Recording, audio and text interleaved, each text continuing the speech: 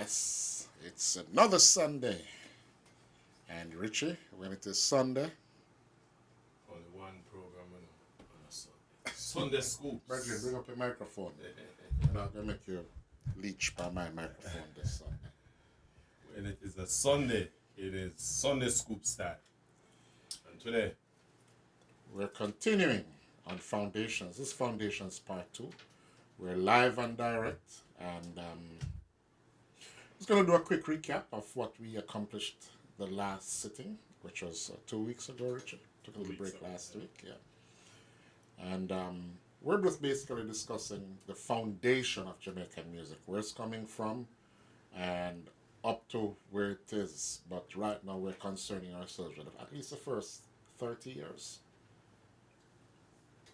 the early period, the first 30 years, 1950. Almost, call it 1958 58 to 88. to 88. Yeah, that's quite a gamut, you know, because in the 80s was the advent of dancehall, early days of dancehall. But dancehall goes all the way back to the 50s because that is dancehall. That used to be the lawn, as it were, in the various clubs and lounges across Kingston and to a lesser extent the rural areas in Jamaica. I think we should make the distinction that we're talking about dancehall as a genre, as opposed to dancehall as the space, if you will. Right. And this early period, we're looking at, as we said, evolution of the music and how the whole concept of dance hall picked up to become dancehall, the genre. And we're just going to probably touch on that just on minor scale, but our primary focus No, is dancehall in its music. pure sense, in terms of that is where the entertainers honed their skills, so to speak. The singers, songs were showcased in the dance hall before they were actually released, and sometimes a song spent 2-3 years in the dance hall before it get released to the general public. So today, when artists just go into the studio and make a music and just release at the same time, back in the 50s and 60s and 70s, a song spent time in the street before it actually was recorded and released on record. And a big part of that we have to, again, in terms of the focus, is the role that the sound system played as the sort of the arbiter of the music and how it reached the public. One of the things we also want to pay attention to, as well, or we will focus our attention on, is the fact that music in that early period wasn't for retail sales to a large extent. I mean, there were some retail, yes, but essentially the people who were involved with the development of the music as a business, they were more doing that to give themselves bragging rights, and that's again back to the sound system and the dance hall as the space, because the music was a studio or a producer would get a song recorded, and his sole purpose of having that song is to outdo their competitor at the next sound system And challenge. and if you think about it though, the Jamaican music industry developed through happenstance. No one had a blueprint as to what happened. It was unfolded organically. And it started with Stanley Motor in Kingston, where one could come and record a poem, could record a song, just to get themselves heard on, I wouldn't even say wax, it was a Brickley record. More for posterity. People, Right. they recognized that people wanted to hear their voices. And in fact, they had,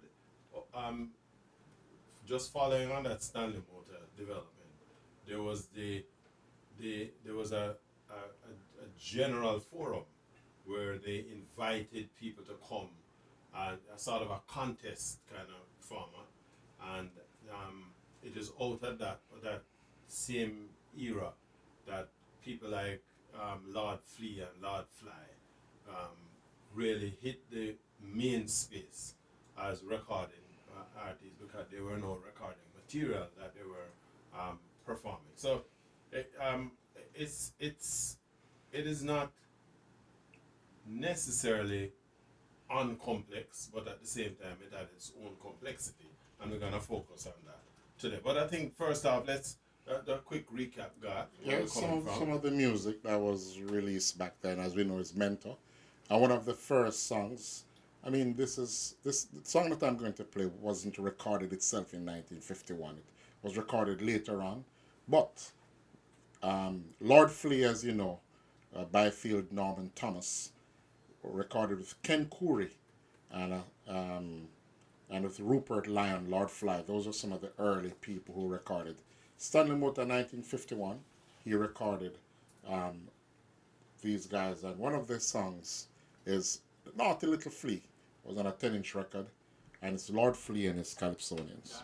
All right, that was a recap of Naughty Little Flea. That's all your recap. Why, Lord Fly with Dan Williams and his orchestra, and Hubert Porter, 10 Penny Nail, talking about boiling a tough cow head, putting a rusty 10 penny nail. Whomever's from rural Jamaica or those who were imported into Kingston should have such an idea that is I think it's an old wives' tale. It's an old wives' tale, man. That if you put a rusty nail in a pot, it soften the cow foot and cow skin and cow head. Or even corrigal, if it doesn't. However, I do know that green pineapple or green papaya will it is a meat tenderizer. So that will help if but a little piece of Jamaica history. I only learned about the papaya late in life.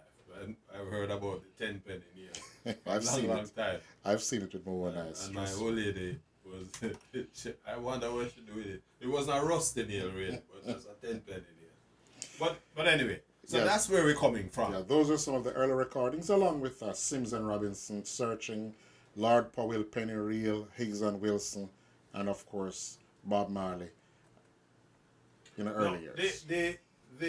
The thing though to keep in mind, here was Jamaicans getting involved with the music, and one feature of this music or the participation was that they were using their experiences as a basis, the raw material for creating these songs. So these were stories, what you call folklore, folk tales, whatever it was, or just general everyday stuff.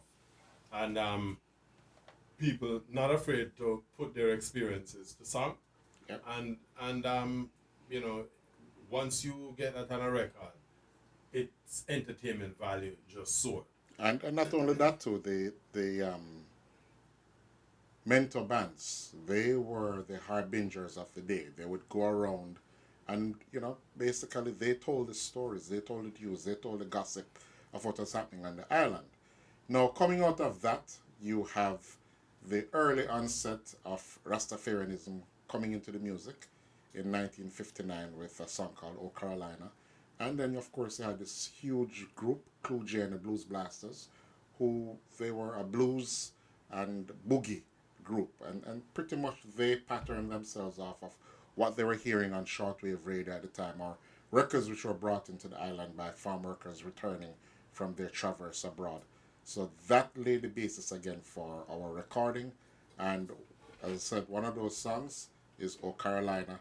And just letting the listeners know, this is a quick recap of what we discussed in the last program. So this is Oh Carolina, and then I'm going to play the Shuffling Jug with Clue J and the Blues Blasters. You should hear a King Stitt coming in there. And then Easy Snapping again, Clue J. And one of Laurel Aitken's earlier songs, Boogie in My Bones, which is 1959. Set the perspective. We're looking at 1958, 59 into that beginning period of the 1960s. Couple of things. The primary recording studio at the time would have been Federal, while you had a couple of what we call, I love refer to them as briefcase producers. Because to a large extent, Coxsone was also a producer who never had a home per se. So everything revolved around Federal Records. Federal Records. You book time and so on at the studio to do your recordings. But the producers were the ones who developed their slate of artists. Important to keep in mind. All of these names, Bonnie and Skitter, Bonnie and Scully. Bonnie and Scully, yeah. You know, Laurel Laurel Aitken, these guys, Stranger Cole, we're gonna hear a little bit more Theophilus from people like Beckford. him here little later. Theophilus Beckford and so on. Theophilus Beckford is a significant individual in this part of the thing. They were all being produced by the contest, the talent contest that became a feature of the period. And why we have these talent contests? For one, it was an opportunity. It was an opportunity to occupy the unattached young people, and there were zillions of them, because this was a period when, on an average, only about 20% of Jamaicans were able to go to school. So a lot of these youngsters in their early teens, 13, 14, either they dropped out of school for different reasons, parents can't afford to send them. So they had eons of time on their hands. And that was also exacerbated by the mass migration of people from rural Jamaica into Kingston. So, and then there was no work, because people came into Kingston they were kicking them off the lands that they had captured to try a little farming. And when the government started to kick them off, the colonial representatives, they headed into Kingston and Spanish Town just to try find, because these were more commercially developed areas, and they figured you could get jobs. And a lot of these people came into these areas. And you're talking about Jimmy Cliff. Yeah, you couldn't find out. Well, Jimmy Cliff and so on, they came into an established community, because Jimmy Cliff came into central Kingston, and he was living somewhere within the precincts of Hanover Street, that general area, because he had family who he came to. But then there were others who just came into Kingston hoping that them can catch on to something. Never happened. Bottom line, they all found themselves into little groups, and we're practicing, because you're hearing music coming over the radio. WZQI, I think, was the radio station at the time. Long before we got to RJR, and them was listening to late night shortwave radio that were playing a lot of this R&B and not just that, too, songs about Latin and Central America and Cuba. There you go. And then so this was the kind of environment. And then in Kingston, all of these youngsters don't have nothing to do. Evening time, you find the nearest sound system. These were the days of Chocamo Lawn. These were the days of King's Lawn. These were the days of Foresters Hall, where sound system like, Duke Reed's Trojan Sound, and by the way, Trojan Sound, he got his name after the model truck. He had a Trojan truck, a Trojan Ford truck that he used to use to carry stuff around the place. And so they called the sound the Trojan Sound. And then there was Tom the Great Sebastian. There was the mighty Waldron sound system. And of course, developing and coming through the ranks at the time too was Sir Coxson's Downbeat. So this was the environment. And then with these talent contests, people cutting records or getting their voices record. And we talked about last week, Derek Harriott and Charlie Sang, when they did that first Driving record. Juniors. Right. The first record they did was Lollipop Girl, and the impact that had on the sound system at the time. And what it did is that it signaled to not only the audience, but the people at the production end. Because according to the story, Coxson heard about this song Lollipop Girl. And he's trying to figure out, all of a sudden, this Thunderbird sound system, which was a nothing sound at the time, Thunderbird sound system gets elevated into the main space with a Coxson and a Duke Reed. simply because Thunderbird found a tune that just tear down the place. And of course, that song was also produced by Edward Seaga. Lollipop Girl. Yeah. But the important point though is that the song basically sucked the oxygen out of the record business at the time. And so everybody now had to pay attention. Coxsone heard about the song, went over to Thunderbird sound system and said to them, listen, sell me that tune. And according to the scribes, the Thunderbird owner say, you must be mad. And Coxsone make up the price. Say, you look like you're still mad. And so what Coxsone did is offered him 3 tunes from his Private collection plus £50 for the record. And of course, you have to be a madman. And I just misspoke. The song that I was thinking about was Manio by Higgs and Wilson. Yeah, it was. Yeah, that was Lollipop Girl with Derek Harriott. And you should see the picture we posted, a young Derek Harriott. And of course, with the signature haircut back then named after the American film star Tony Curtis. Yeah, we call it the Tony C. Tony C. Yeah. But so that essentially was a sort of a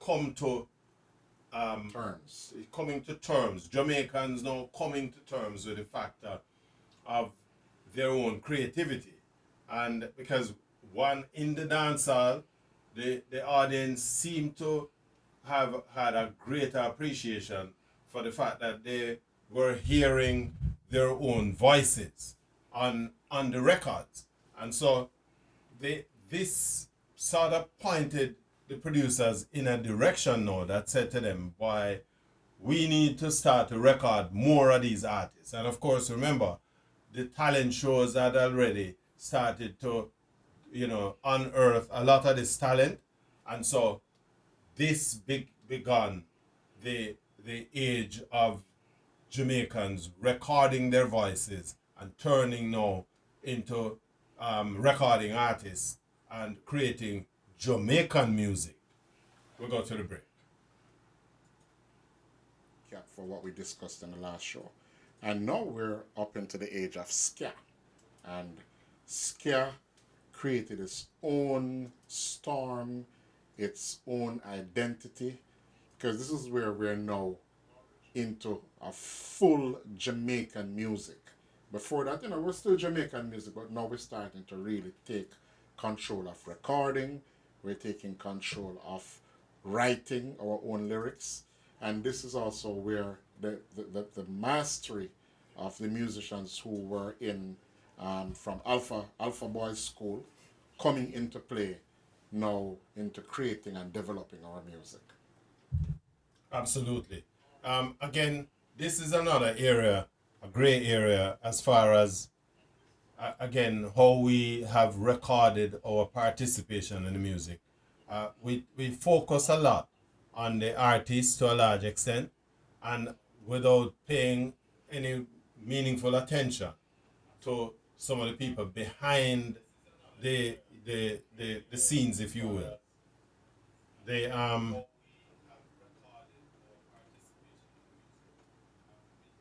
essentially what we were doing is that we talked about the artists, we talked about the singers and the producers, but we weren't paying attention to people like the musicians. Like, for example, Jackie Mitu. We talk about Cluet Johnson, but then there were the guys who formed the Scatterlights. Where they come from? Bagos. Right. These guys were part of the Alpha Boys School music program, which, of course, Alpha served for a lot of these youngsters. It was a reform school. And so parents who basically felt that they had very little ability to control their kids, they would send them off to Alpha School, where the Catholic sisters who run the place basically had a strong music program, and they brought these young fellows into that music program. Again, Now, what was happening here now, Richie? And one of the things that we don't want to forget is that they just weren't learning instruments and learning to play music. They had a full music curriculum. These guys were playing, they were playing instruments, they were learning to read and write music, and I mean, they've really learned classical music, as it were, or music in its classic sense. true. So And there so was a lot of depth there. They was just not just learning to play an instrument. the school therefore was producing musicians, guitar players, horn players, trumpeters, drummers, sax players, trombone players, and of course out of that we had you know people like Don Drummond, people like the Roland Alfonso. Roland Alfonso, and so on, and then coupled with that too, there was this exchange of musicians. There were a lot of musicians who were coming in from Cuba, Yep. who came into Jamaica, worked the hotel circuit, playing, some abridged Latin and Latin blues and jazz and R&B, Fusion. and then being in the Jamaican space made themselves available to participate in the local development and growth You also of had the the music. importation of a people like a Lintate from Trinidad, Right. who went to Jamaica at the time for to play and ended up staying in the island. Well, ended up turning the island into his home. Basically became Yep, thing. like And- a Lord Creator. and What's the guy from Barbados again? Jackie Wopel. Wilfred, yes. And of course, these people became the linchpin in terms of the music development. So, it's very, very important that as we retrace our steps, that we can't really pick out and single out every single person. But, these are the representations, if you will. And then also have the organically trained homegrown musicians like a Charlie Organier whose harmonica was heard on almost every ska song that was produced from Studio One and a couple of other studios. Well, it's interesting that you raise that because doing some research work on Charlie Organier.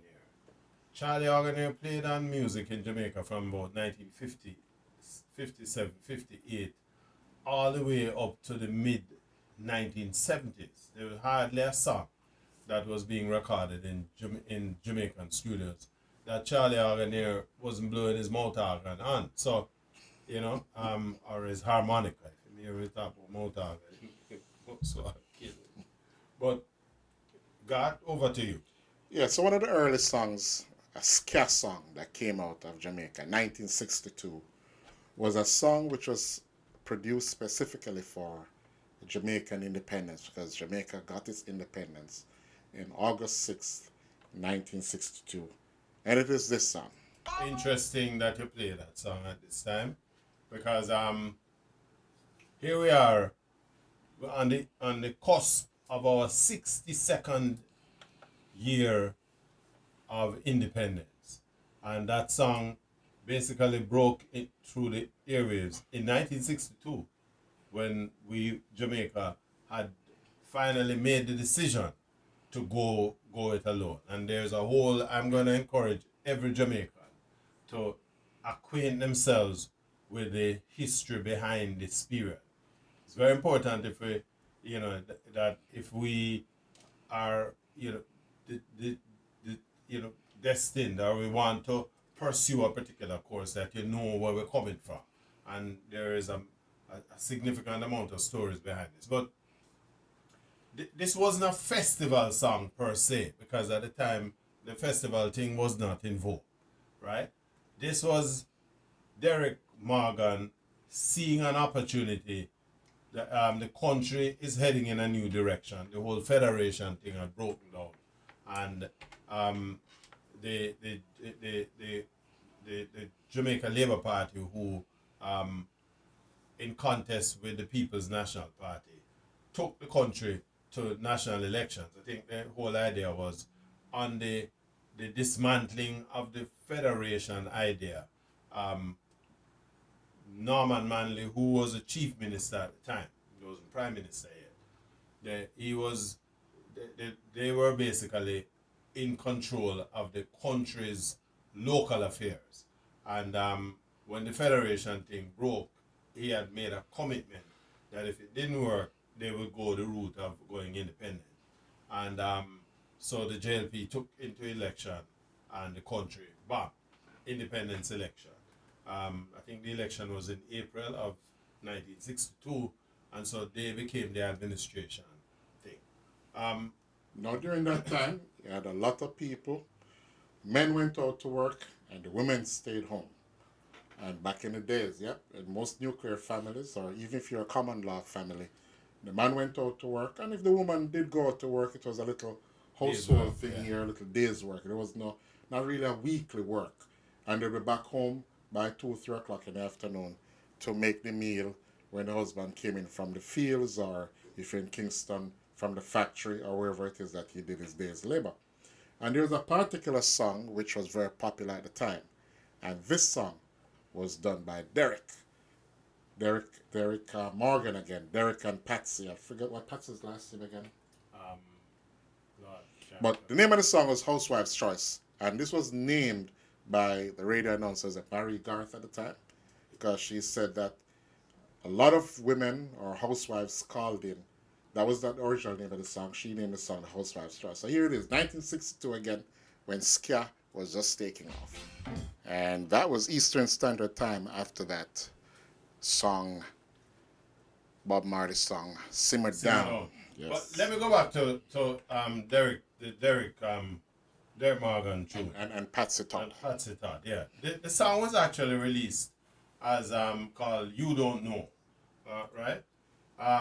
And it, which was kind of strange at the time, because the Jamaican locally produced music, it was not usual for these songs to be played on the radio.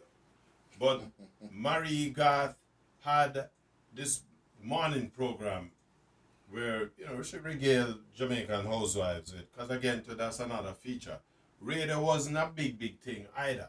I think radio fusion had just kind of come in. Like a brown box radio that came in on a wire coming to your house. And RJR, I remember when they installed that. Like closed circuit TV. Well, because I remember the day when they came and they installed that in my house and my old lady house. And one dial, one click, you turn on, and the same click, you give volume up and down. And of course, Marie got radio sign on at 6 o'clock and sign off by 11:30 at night. That's it. But Marie God had this program, and as you rightly said, God, people were, she started playing the song, and people started to request the song, but they couldn't remember the name of the tune, so they referred to it as Housewife's Choice. And she herself, she basically was the one who called it the Housewife's Choice. Let me rephrase that. So she said so many housewives were requesting this song. So she renamed the song Housewife's Choice. Well, guess what? Island Records reissued the song under that name as Housewife's Choice. And then the marketing for the song, that just took it. So again, just like how the sound system would have helped a song to break, the radio helped with this song. And it established Derek Morgan and Patsy Todd as a significant duo in terms of recorded music, because they went on to do quite a number of other songs together. But Housewife's Choice was the one that really took the thing. Now again, to Island Records, important, because Island Records with Chris Blackwell is planting its feet firmly in the Jamaican space. You played a song earlier, the Bob Marley song, the Wailers song, Simmer Down, because they also took Simmer Down the Blackwell outfit, Island Records, and these songs were immediately taken overseas to the UK, where they became monster hits within the developing Jamaican and to a large extent West Indian communities back there in England. Yeah, there are a couple of other players too at the time, not just the Wailers or Derek Harriott. I'm not Derek Harriott, Derek Morgan. A couple of other people like Eric Monty Morris or Owen Gray, Prince Buster with Bobby Aitken, Jimmy Cliff, of course the Blues Busters, Roy Panton and Millie Small. And some of these are the tracks that I'm going to play for you now leading up to the break. Hi there. If you enjoyed that clip, go on over to our website at yardmedia.com where you can watch the entire broadcast at your leisure. And while you're there, why don't you check out our other reggae music features? And before you leave, pick up some of our Jamaican reggae merchandise and hey, don't forget to tell your friends.